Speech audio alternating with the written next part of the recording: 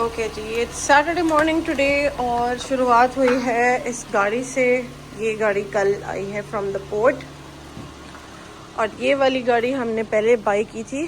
So this car is for sale. ये डायहट्सू मीरा है और अभी नीब से लेके जा रहे हैं फॉर।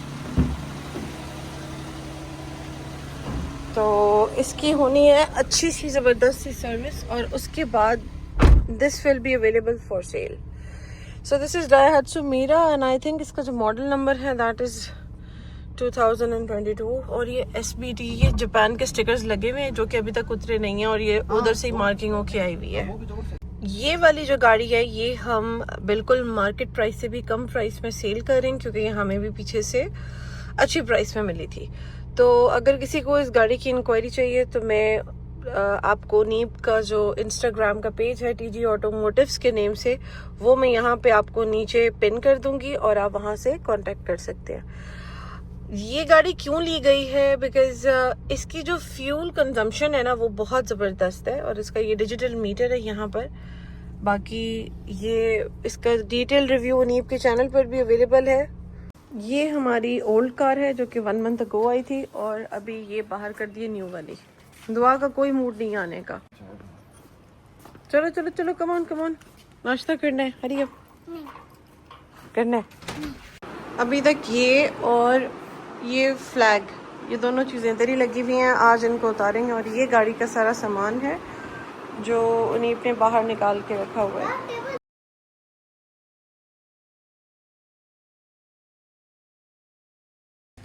अच्छा, एक और चीज़ जो मुझे एड्रेस करनी थी यहाँ पर कि हम जब से इस जगह पे शिफ्ट हुए हैं ना, पता नहीं लोगों को समझ नहीं आती कि क्या बात है। हर वक्त हमारे घर के आगे ना इधर गाड़ियाँ खड़ी हो जाती हैं और थोड़ी सी तमीज़ करनी चाहिए कि किसी का घर है और किसी की अपनी पार्किंग है, किसी की अपनी प्राइवेसी है। लेकिन पता नहीं हमारे लोगों को ये चीज़ कब समझ आएगी कि इनके दरवाजे बजा बजा के बताओ कि यार आप गाड़ी हटा लो।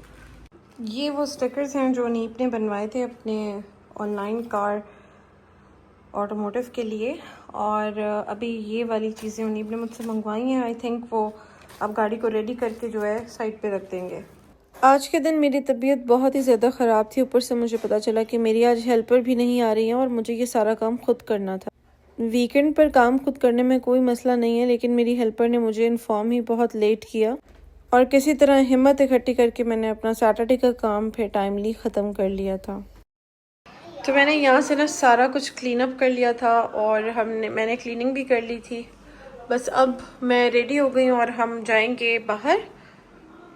अच्छा, आज मैं जा रही हूँ बाज़ार। मुझे अपने अनस्टिच ड्रेसेस जो हैं उनके साथ के लिए कुछ चीज़ें, टेसल्स वगैरह लेनी है और ये मेरा ईगो से मैंने ड्रेस लिया था, मुझे बड़ा पसंद है। तो मैं चाहती हूँ बस इसी तरह प्लेन से मेरे 2 पीस कोट सेट्स हों और ज़्यादा उसके अंदर कोई डिटेलिंग नहीं हो। दुआ ने नानों को लगाया हुआ है ये कॉनिफर ट्रीज के, ये जो निकलते हैं ना कॉनिफर्स जमा करने पे। कपड़ों के लिए लेसेस लेने के बाद हम लोगों ने इस फूड स्टॉल से कॉर्न्स और स्लशीज भी बाई किए। तो अभी हम लोग आए हुए हैं केक्स एंड बेक्स और इनके जितने भी बेकरी आइटम्स हैं सारे बहुत अच्छे हैं और रिफ्रेशिंग हैं और इनकी अपनी ब्रेड्स हैं, इनके अपने जैम्स हैं। इसके साथ इन्होंने केचप्स और चटनी, ये जो ग्रीन चटनी और इमली चटनी है ना, ये भी इनकी अपनी मैन्युफैक्चर्ड है। और इनके ये वाले पेटीज मैंने ट्राई किए थे, पैटीज ये वाले बहुत अच्छे थे। और दुआ इज हैविंग स्लशी। दुआ का तो ये फेवरेट स्लशी है। वीकेंड में से एक दिन मेरी मदर के साथ ही टाइम गुजरता है। इसके बाद हमने डिसाइड किया कि हमें सूप की क्रेविंग हो रही है तो कहीं चाइनीज़ रेस्टोरेंट पे जाए और वहाँ से उनका हमने ये वाला अच्छा सा 19B सूप भी ट्राई किया और एक अच्छा वीकेंड गुजारने के बाद हम घर चले गए।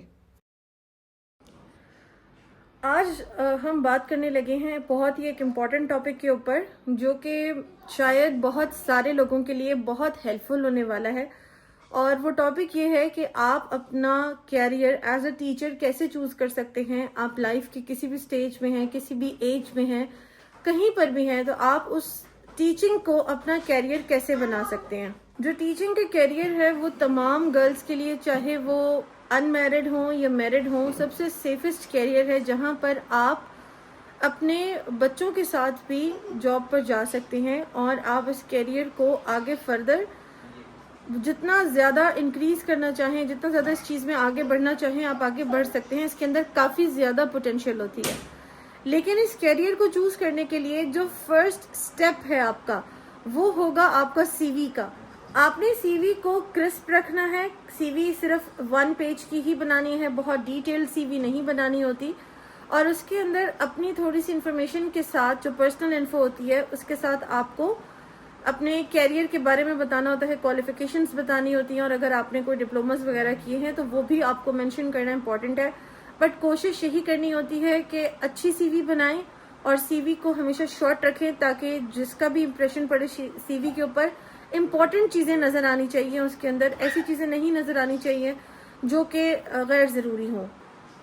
बेसिक स्टेप जो 2-3 चीज़ें आपके अंदर एक टीचर बनने के लिए होनी चाहिए, उनमें से सबसे टॉप जो उसकी प्रायोरिटी है वो है आपका पेशेंस, कि आपके अंदर कितना पेशेंस लेवल है, आप कितना बच्चों को टॉलरेट कर सकते हैं।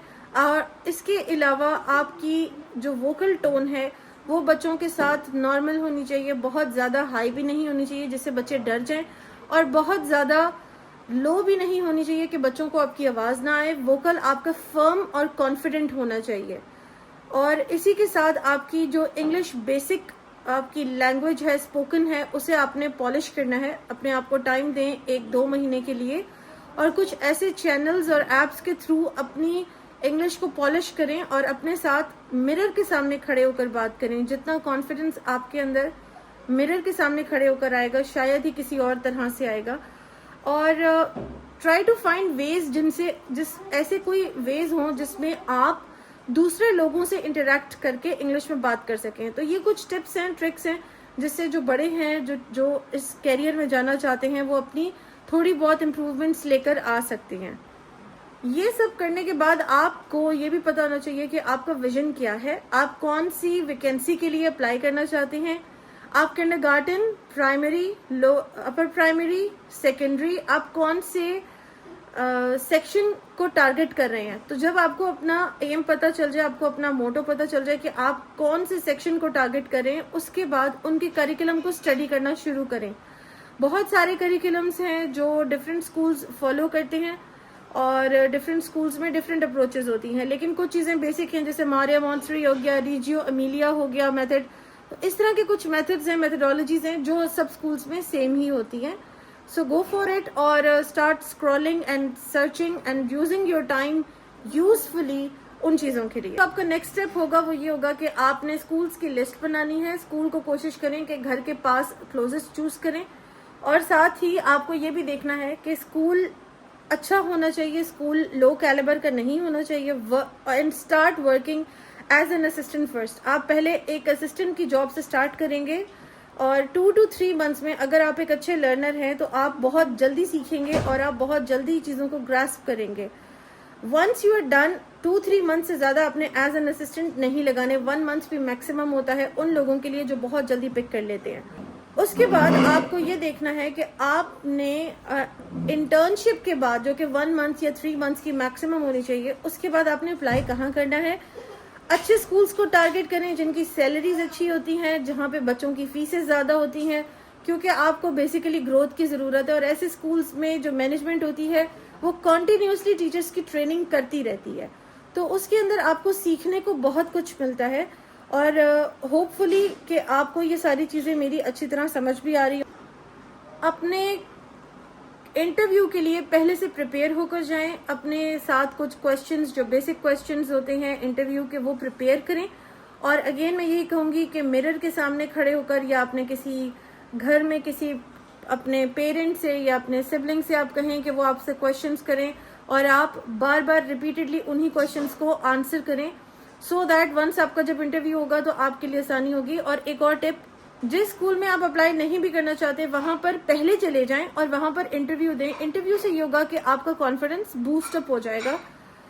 इंटरव्यू के बाद जो स्कूल्स हैं वो आपका एक डेमो लेते हैं, जिसके अंदर आपको कोई भी टॉपिक समटाइम्स खुद से दे देते हैं, और समटाइम्स आपको कहते हैं कि आप कोई भी टॉपिक या लेटर या नंबर, अगर छोटी किंडरगार्टन क्लासेस हैं तो उसमें चूज कर लें। एक और क्वेश्चन जो मुझसे अक्सर टीचर्स, जो कि टू बी टीचर्स होती हैं, वो करती हैं कि कैरियर में हम किंडरगार्टन चूज करें या बड़े क्लासेस चूज करें या मिडिल क्लास चूज करें।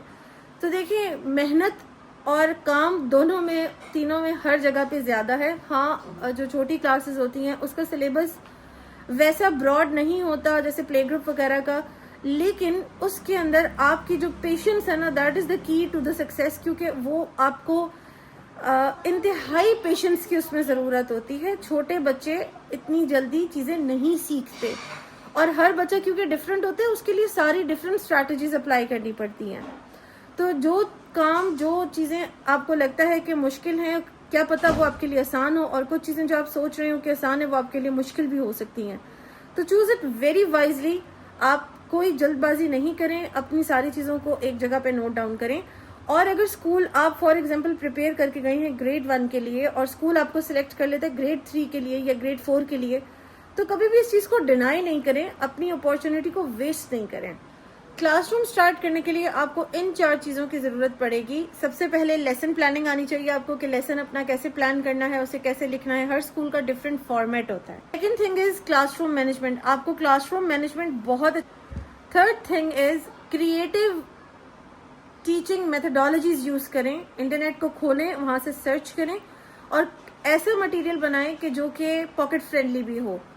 इसके अलावा सबसे अच्छा बेसिक काम जो होता है ना किसी भी क्लास के लिए, वो ये होता है कि अपना सब्जेक्ट स्टार्ट करने से पहले ब्रेनस्टॉर्मिंग ज़रूर करें बच्चों की, और ब्रेनस्टॉर्मिंग से ही स्टार्ट करें अपना लेसन। डायरेक्ट उनको लेसन के ऊपर आपने नहीं लेकर आना, चाहे आप डेमो के लिए जा रहे हैं या आप डायरेक्ट अपना ये कैरियर स्टार्ट कर रहे हैं। इन सब चीज़ों के अलावा आपके पास डिजिटल स्किल का होना बहुत ज़रूरी है। आपको MS वर्ड यूज़ करना आना चाहिए, आपको वर्कशीट्स एक्सप्लोर करना, उनको एडिट करना, वर्कशीट्स हंट डाउन करना, इंटरनेट का सही तरीका सही इस्तेमाल करना, और बच्चों के लिए जो भी लर्निंग है उसे फन बनाना, और एक अच्छी स्ट्रैटेजी यूज़ करके बच्चों को सिखाना आपको आना चाहिए। तो ये चीज़ें, ये स्किल्स आपको सीखने से आएंगी और एक्सपीरियंस से आएंगी। तो वो लोग जो घर में अपने कुछ स्टूडेंट्स को जैसे ट्यूशन्स भी पढ़ाते हैं, उनके लिए भी एक अच्छी अपॉर्चुनिटी होती है कि they can apply in further schools. This was all for today. I hope कि आपको ये टॉपिक अच्छा लगा होगा, और please give us a thumbs up and also subscribe to our channel. Thank you for watching. Take care. अल्लाह हाफिज़।